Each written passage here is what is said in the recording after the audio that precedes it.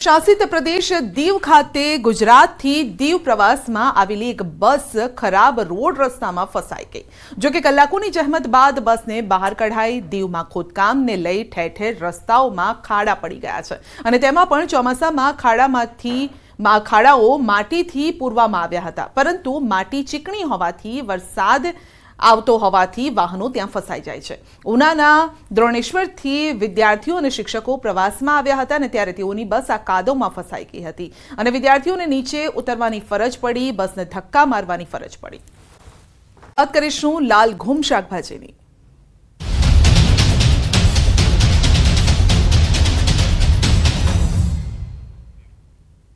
રાજ્યમાં વરસાદી માહોલ જામ્યો છે અને ત્યારે અમદાવાદમાં શાકભાજીના ભાવ પણ આસમાને પહોંચ્યા છે। અમારા સંવાદદાતાએ શહેરના પાલડી વિસ્તારમાં આવેલા શાક માર્કેટની મુલાકાત લઈ વેપારીઓ સાથે વાતચીત કરી। ટામેટાએ 100 રૂપિયા કિલો પહોંચી ગયા છે અને આ સાથે જ ભીંડા, ગવાર, ફુલાવર, તુરિયા સહિતના શાકભાજી મોંઘા થયા છે, જેથી ગૃહિણીઓનું બજેટ ખોરવાયું છે। જો કે રીંગણ, દૂધી, કોબીજ, બટાકા અને ડુંગળીના ભાવ પ્રમાણમાં સસ્તા છે। શાકભાજીના વેપારીઓએ જણાવ્યું છે કે વરસાદી માહોલના કારણે ટ્રાન્સપોર્ટેશનમાં પણ સમસ્યા થાય છે, જેના કારણે શાકભાજીના ભાવને અસર પહોંચી છે। एक समय जे टामेटाना भाव आपे 20 रुपया 50 रुपया सांभळ्या छे, 50 रुपया किलो सांभळ्या छे, ते ज टामेटा अत्यारे 100 रुपया किलो मळी रह्या छे અને ઘણી બધી જગ્યાએ અમદાવાદ શહેરની અંદર 100 થી પણ વધારે ભાવ ચાલી રહ્યો છે। અત્યારે હું અમદાવાદના પાલડી વિસ્તારમાં છું અને પાલડી વિસ્તારની અંદર ટામેટાનો જે માલ આવ્યો છે તે સારો છે, પરંતુ ખાસ કરીને માલ ઓછો હોવાનું કારણ છે તે વેપારીઓના મતે શું છે તેમની પાસેથી જાણીશું। ટામેટા 100 રૂપિયા કિલો વધી ગયા, સાથે શાકભાજીના પણ ઘણા બધા ભાવ વધી ગયા છે। આખરે કારણ શું છે? વરસાદને કારણે। વરસાદ ના આવે એના હિસાબે બારગામથી માલ આવતા હોય, ગાડીઓ ટાઈમથી ના આવે, બગાડ નીકળે અંદરથી, એના હિસાબે મોંઘું થાય। અને દર વર્ષે આ પ્રકારની હાલત હોય છે? આ ટાઈમે દર વર્ષે ભાવ વધારો થાય છે, 20-40% થાય। ચોમાસામાં ગૃહિણીઓનું બજેટ ખોરવાઈ શકે છે। શાકભાજીના ભાવ આસમાને છે, સિંગતેલના ભાવ પણ વધ્યા છે। સૌરાષ્ટ્રમાં સિંગતેલમાં 3 દિવસમાં 50 રૂપિયાનો વધારો થયો છે। મગફળીનું સારું વાવેતર છતાં પણ સિંગતેલના ભાવ વધ્યા છે। મગફળીનું ગત વર્ષે ગુજરાતમાં 46.42 લાખ ટનનું બમ્પર ઉત્પાદન નોંધાયું હતું અને આમ છતાં પણ સૌરાષ્ટ્રમાં સિંગતેલના ભાવમાં ₹50નો વધારો થયો છે। હાલ ચોમાસામાં અને મગફળીની સિઝનના આ વધારો થયો છે। ગુરુવારે 15 કિલોનો સિંગતેલનો ડબ્બો 2560 થી 2610 રૂપિયા હતો, તે વધીને 2610 થી 2660 રૂપિયા પહોંચી ગયો છે। ગટર ઉભરાવાની સમસ્યાથી સ્થાનિકો પરેશાન છે। દુર્ગંધ મારતા ગટરના પાણીમાંથી પસાર થવા લોકો મજબૂર છે, તો પૂણા ગામ વિસ્તારમાં વારંવાર ગટર ઉભરાવાની સમસ્યાથી લોકો હેરાન છે। સ્થાનિક લોકોએ ડ્રેનેજના ચેમ્બર પર ભાજપનો ઝંડો લગાવી નગરસેવકો સામે અનોખો વિરોધ નોંધાવ્યો। મહાનગરપાલિકાના અધિકારીઓ લોકોના ધાબા પર વરસાદી પાણી ભરાય તો દંડ ફટકારે છે, પરંતુ જ્યારે ડ્રેનેજના દુર્ગંધ મારતા પાણી ઉભરાતા પાલિકા આંખાડા કાન કરી રહી છે। વારંવાર ઉદ્ભવી રહેલી સમસ્યાનો કાયમી નિકાલ લાવવા સુરતીઓએ માંગ કરી છે। તો ગટરના પાણીમાંથી પસાર થવા લોકો મજબૂર બન્યા છે। એક તરફ વરસાદી સિઝન છે, બીજી તરફ ગટર ઉભરાય છે, દુર્ગંધ મારે છે, જેના કારણે લોકોનો રોષ ભભૂકી ઉઠ્યો છે। લોકો માંગ કરી રહ્યા છે, કારણ કે એક તરફ ચોમાસું છે અને આવામાં રોગચાળો પણ વકરે તે પ્રકારની ભીતિ પણ છે। તો ગટરની સમસ્યાનો કાયમી નિકાલ લાવવા માટે લોકો માંગ કરી રહ્યા છે। પૂણા ગામમાં ડ્રેનેજની સમસ્યાથી લોકો ત્રાહિમામ છે। તો ગટરના પાણીમાંથી પસાર થઈ રહ્યા છે લોકો। સુરતમાં મનપા કોઈ જ કાર્યવાહી નથી કરતું, જે આ દ્રશ્યોમાં પણ દેખાઈ રહ્યું છે, જેથી લોકોએ સબક શીખવાડવા માટે પણ આ રીતે બીજેપીનો ઝંડો ત્યાં મૂક્યો હતો। વચ્ચે અમદાવાદ શહેરમાં પણ રોગચાળો વકર્યો છે। શહેરમાં વરસાદના કારણે ઠેર ઠેર પાણી ભરાવાની સમસ્યાના કારણે મચ્છરોનો ઉપદ્રવ વધ્યો છે। શહેરમાં મચ્છરજન્ય અને પાણીજન્ય રોગના કેસમાં વધારો થયો છે। સોલા સિવિલ હોસ્પિટલમાં હાલ દર્દીઓથી આ હોસ્પિટલ ઉભરાઈ રહી છે। સોલા સિવિલમાં છેલ્લા એક સપ્તાહમાં 12,874 ઓપીડી નોંધાઈ છે। શહેરમાં ડેન્ગ્યુના કેસમાં પણ સતત વધારો થઈ રહ્યો છે। ડેન્ગ્યુના 230 શંકાસ્પદ કેસમાંથી 44 પોઝિટિવ આવ્યા છે, જ્યારે કે મેલેરિયાના 4 અને વાયરલ ઇન્ફેક્શનના પણ 1918 કેસ નોંધાયા છે। તો ઝાડા ઉલટીના 62 કેસ સામે આવ્યા છે। ચોમાસામાં લોકોને વિશેષ કાળજી રાખવા તબીબો સલાહ આપી રહ્યા છે। લોકોએ તકેદારી રાખવા માટે પોતાનું ઘરની આજુબાજુ સ્વચ્છતા જાળવી રાખવી જોઈએ, વારંવાર હાથ ધોવા જોઈએ, ઇમ્યુનિટી ડેવલપ થાય એના માટે સંપૂર્ણ આહાર લેવો જોઈએ, મચ્છરદાણી ઘરમાં રાખવી જોઈએ, ટૂંકી બાંયવાળા વસ્ત્રો પહેરવાના જોઈએ અને કોઈ પણ નાના બાળકો મોટાઓને જરૂર પડે તાવ કે એવો નાના સિમ્ટમ્સ દેખાય તો નજીકના સરકારી દવાખાના ડૉક્ટરને બતાવી અને એમની સારવાર લેવી જોઈએ. આરોગ્ય મંત્રી ઋષિકેશ પટેલે ચાંદીપુરા વાયરસથી ગભરાવું નહીં પરંતુ સાવચેતી રાખવાની સલાહ આપી છે. આરોગ્ય મંત્રીએ જણાવ્યું છે કે ચાંદીપુરા કોઈ નવો રોગ નથી. સામાન્યપણે વરસાદી ઋતુમાં ખાસ કરીને ગ્રામીણ વિસ્તારમાં જોવા મળે છે આ રોગ.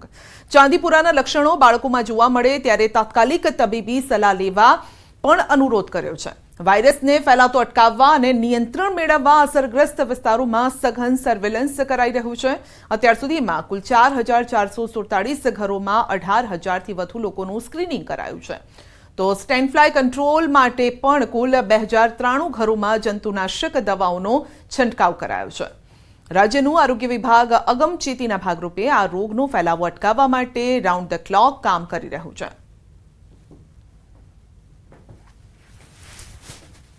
हमने यहाँ पर हमारे ज़िले में 50 टीमें बनाई है. 25 टीमें अभी भिलोड़ा और 25 टीमें मेघरज में कार्यरत है.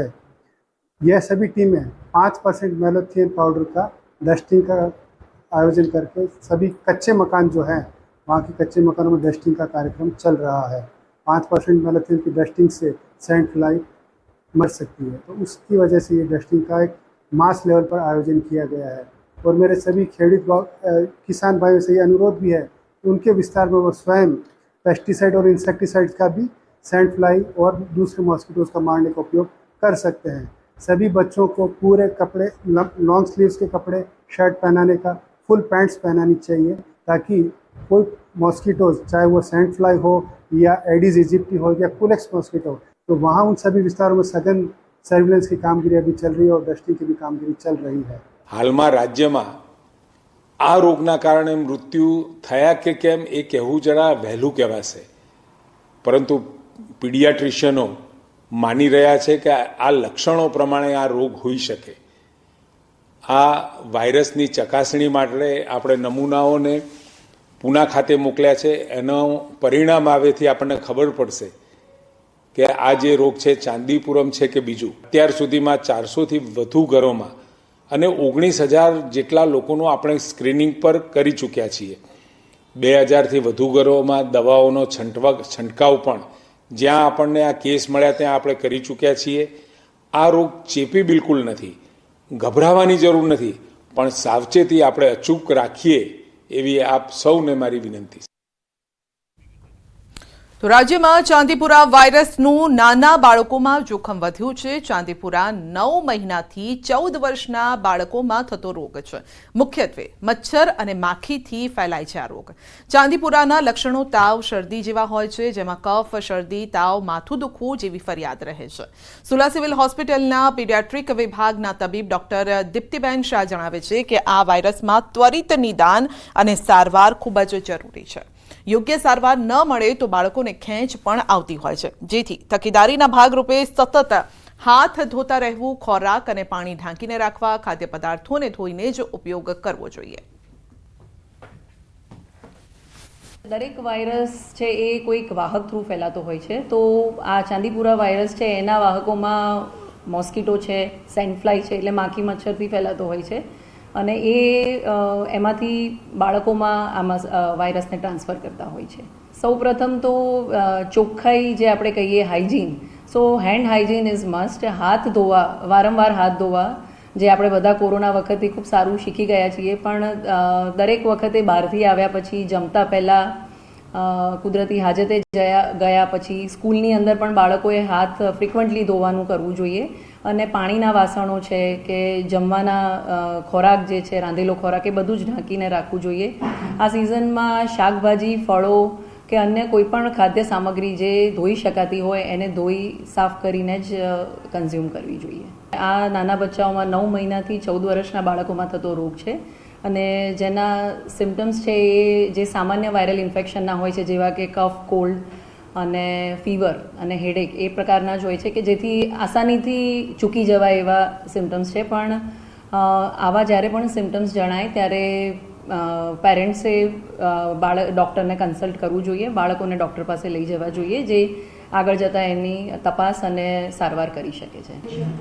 એના લક્ષણોમાં શરદી, ખાંસી, ઇન્ફ્લુએન્ઝા લાઇક ઇલનેસ એટલે જે આપણને મોટાભાગના શરદી અને ફ્લૂના ઇન્ફેક્શનથી જે થતું હોય છે એ પ્રકારનું હોય છે, પરંતુ આ બાળકોમાં ઘણીવાર પુષ્કળ પ્રમાણમાં હેડેક જોવા મળતો હોય છે કે સિવિયર, જે નાના બાળકોને માથાનો દુખાવો ન જોવા મળતો હોય પરંતુ આ રોગમાં વધારે જોવા મળતો હોય છે. અને આગળ જતાં જો સારવાર ન થાય તો બાળકને ખેંચ પણ આવી શકે છે હોસ્પિટલ સુધી પહોંચતા પહેલાં. સાબરકાંઠામાં શંકાસ્પદ ચાંદીપુરા વાયરસનો કહેર વકરી રહ્યો છે. શંકાસ્પદ ચાંદીપુરા વાયરસથી વધુ એકનું મોત થયું છે.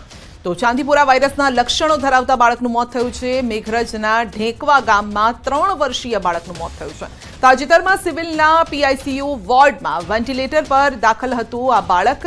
અને હિંમતનગર સિવિલમાં શંકાસ્પદ ચાંદીપુરાના કુલ 8 કેસ નોંધાયા છે. શંકાસ્પદ ચાંદીપુરા વાયરસથી અત્યાર સુધી 6 બાળકોના મોત થયા છે અને હિંમતનગર સિવિલમાં કુલ 2 બાળકો સારવાર હેઠળ છે. રાજ્યમાં કુલ 12 શંકાસ્પદ ચાંદીપુરા વાયરસના કેસ નોંધાયા છે.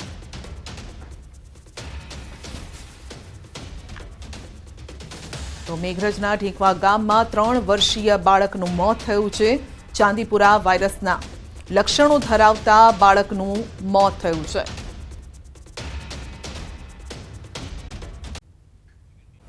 તો વરસાદ બાદ ગુજરાતના જળાશયોમાં આવક થઈ છે પાણીની. સરદાર સરોવર ડેમમાં 52% જળ સંગ્રહ થયો છે. 206 ડેમમાં 34%થી વધુ જળ સંગ્રહ છે. સૌરાષ્ટ્રના 3 ડેમ સંપૂર્ણ ભરાયા છે અને હાઈ એલર્ટ પર છે, અને જેમાં Vagadiya, Vansal, Sasoi 2 dam high alert પર છે. રાજ્યના 5 ડેમ 80%થી 90% સુધી ભરાયા છે, જેના કારણે એલર્ટ પર છે. તો 7 જળાશયો 70%થી 80% વચ્ચે ભરાયા છે અને વોર્નિંગ પણ આપવામાં આવી છે.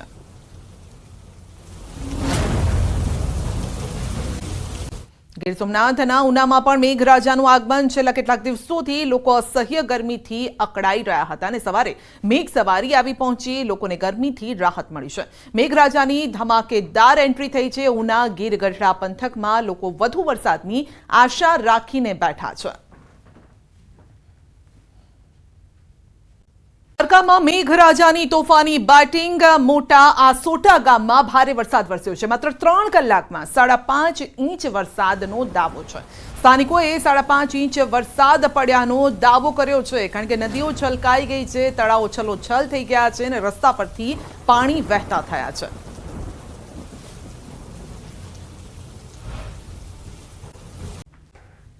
હજુ પણ ગુજરાતમાં ભારે વરસાદની આગાહી છે. 3 હવામાન નિષ્ણાતોની મોટી આગાહી છે. ગુજરાતમાં હજુ પણ પડશે વરસાદ. ક્યારે ક્યાં વરસાદ પડશે તે પણ જણાવીશું. 3 હવામાન નિષ્ણાતોની આગાહી શું છે તે સાંભળો. 16 જુલાઈ 2024 થી લઈને 20 જુલાઈ 2024 દરમિયાન રાજ્યના અનેક વિસ્તારોની અંદર ભારેથી અતિભારે વરસાદની શક્યતાઓ છે. તો અમુક જિલ્લાની અંદર અતિ તીવ્રતા સાથે 15 ઇંચ આસપાસના પણ વરસાદ નોંધાય તેવી શક્યતાઓ હાલ દેખાઈ રહી છે.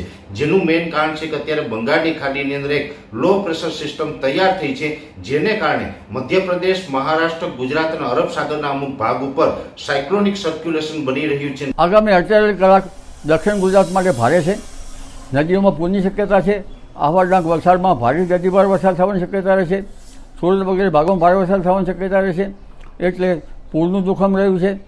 અને આ ઉપરાંત અમદાવાદના ભાગોમાં પણ 48 કલાકમાં અમદાવાદ, લાંભા તેમજ નારોલ, સરખેજ, બાવળા, સાણંદ આ ભાગોમાં પણ ભારે વરસાદની શક્યતા છે. वो डिस्ट्रिक्ट है सूरत, नवसारी, वलसाड, छोटा उदयपुर, दमन and Dadra Nagar Haveli. Very heavy rainfall का जो चेतावनी है वो है बड़ौदा, नर्मदा, बहरोज, डांग एंड तापी. और सौराष्ट्र कच्छ के लिए जो डे 2 में एक्सट्रीमली हैवी रेनफॉल का चेतावनी है वो डिस्ट्रिक्ट है जूनागढ़, गीर सोमनाथ, દીવ. ઇતિહાસની ફી અંગે મોટા સમાચાર આવી રહ્યા છે. એબીવીપીએ ફીના નિર્ણય અંગે કર્યો છે મોટો દાવો.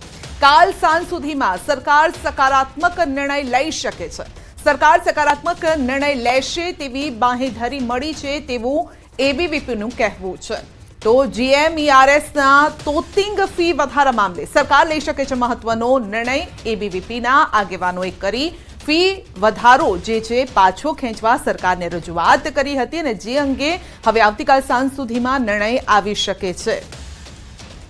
તો મેડિકલ અભ્યાસની ફી અંગે આ મોટા સમાચાર આવી રહ્યા છે. ફીમાં ABVPએ ફીના નિર્ણય અંગે મોટો દાવો કર્યો છે કે કાલ સાંજ સુધીમાં કોઈ મોટો નિર્ણય આવી શકે છે. સરકાર સાથે પણ વિદ્યાર્થી પરિષદની વાતચીત ચાલુ છે. સરકાર દ્વારા અમને એવી બાંયધરી આપવામાં આવી છે કે આવતીકાલ સાંજ સુધીમાં કોઈ પણ પ્રકારનો એક પોઝિટિવ નિર્ણય એ સરકાર દ્વારા લેવામાં આવશે. આ નિર્ણય એકવાર સરકાર દ્વારા ઘોષણા કરવામાં આવે એ પછી જો એમાં વિદ્યાર્થીઓને જો મૂંઝવણ હશે, જો વિદ્યાર્થીઓના કોઈ પ્રશ્ન હશે તો વિદ્યાર્થી પરિષદ એની આગળની રણનીતિ એ નિશ્ચિત રૂપે